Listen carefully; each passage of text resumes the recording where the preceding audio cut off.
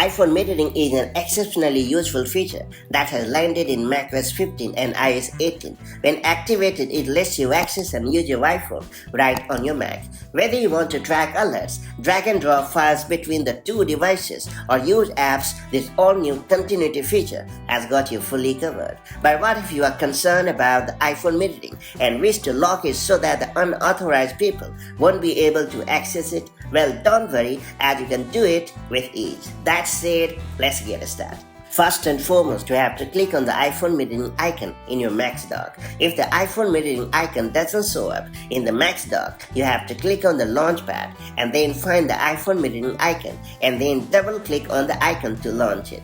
After that, you have to click on the iPhone metering menu that shows at the top left corner of the screen.